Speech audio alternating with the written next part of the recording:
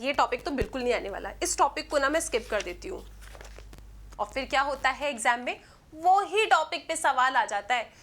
तो ऐसा आपके साथ ना हो, इसीलिए जितने भी इंपॉर्टेंट क्वेश्चंस हैं, इंपॉर्टेंट टॉपिक्स हैं आपके पूरे सिलेबस में से, उसकी लिस्ट मैं आपके साथ शेयर कर रही हूँ। प्लीज़ पढ़ते वक्त चेक करते चलना कि इस लिस्ट में जो कुछ भी लिखा है, क्या आपने वो सभी टॉपिक पे क्वेश्चंस की प्रैक्टिस की है या नहीं।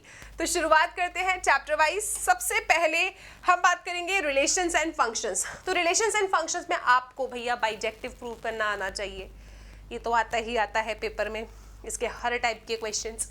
Equivalence relation, equivalence class, 2 type के क्वेश्चंस होते हैं इसके ऊपर, वो आपको आने चाहिए। सेशंस में मैंने डिस्कस कराया है।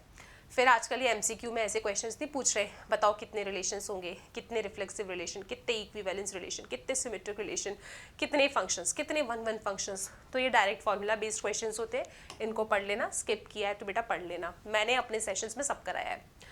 Principal value branch, domain range. So domain range वाले क्वेश्चंस मैंने भर भर के प्रैक्टिस करवाए असर्शन रीजन में।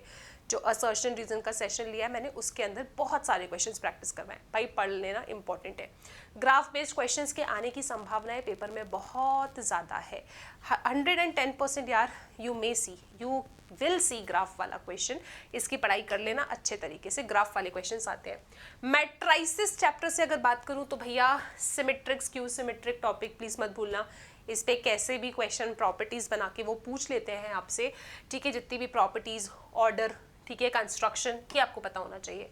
डिटर्मिनेंट्स में ये वाली प्रॉपर्टी पे सवाल, ये मैंने डिस्कस कराया है क्लास में, और अगर सेशन अभी नहीं आया तो सेशन में ज़रूर आएगा। ये वाला इंपॉर्टेंट पैटर्न है। और उसके बाद सिस्टम ऑफ लीनियर इक्वेशंस, वो पूरा कोएफिशिएंट मैट्रिक्स को देख के कैसे कैसे बताते हो ये कंसिस्टेंट है या इनकंसिस्टेंट है, that is very important. Continuity में के फाइंड करने वाले क्वेश्चन। डिफरेंशिएबिलिटी में देखो पूरा डिफरेंशिएशन चैप्टर ही इंपॉर्टेंट है। अगर आपने डिफरेंशिएशन पढ़ा होगा तो आपने ऐसा तो नहीं किया होगा कि यार मैं एक काम करता हूँ लॉगैरिथमिक नहीं पढ़ता, डेफिनेटली आपने पढ़ा होगा।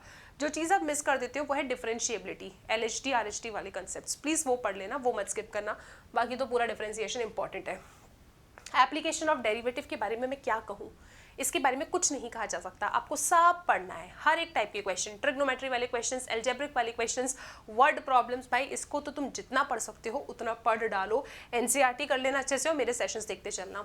इंटीग्रेशन में ये वाला पैटर्न बहुत इंपॉर्टेंट है, जहाँ सब्स्टिट्यूशन वगैरह नहीं होता है, तो ये एक अलग पैटर्न है, इसकी प्रैक्टिस करो आप। इस फॉर्मूले पे सवाल quadratic by quadratic 1 trigonometry sine cos में हो या स्क्वायर में ट्रिग्नोमेट्री होती है साइन कॉस की, वो पैटर्न्स इंपॉर्टेंट है, इनको जरूर देखना, मेरे सेशंस में आपको मिल जाएंगे।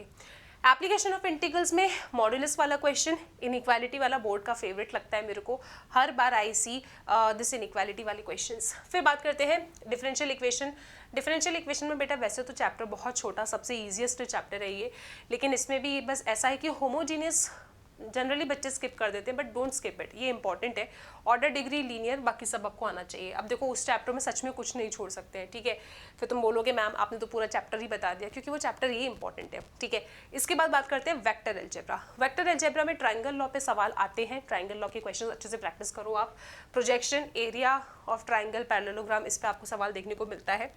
Vector perpendicular to 2 given vectors, example है एनसीईआरटी में, इस वाली प्रॉपर्टी पे बेस्ड क्वेश्चंस। और वेक्टर वाले चैप्टर में बेसिकली प्रॉपर्टी वाले क्वेश्चन ज़्यादा आते हैं, तो उनको आपको पढ़ना है। 3D में डीआरडीसी, परपेंडिकुलर पैरेलल की condition, foot of perpendicular image, very important. Intersection of lines, ये भी इंपॉर्टेंट है।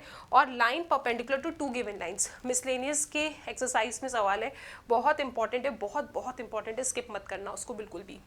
उसके बाद लीनियर प्रोग्रामिंग तो बेटा पूरा ही करना है, बाउंडेड अनबाउंडेड पढ़ लेना आ जाता है, बड़ा क्वेश्चन है। प्रोबेबिलिटी में इनफाइनाइट जीपी के क्वेश्चंस प्रैक्टिस करो, इनफाइनाइट जीपी के क्वेश्चंस आपको मेरे सेशंस में देखने के लिए मिलेंगे।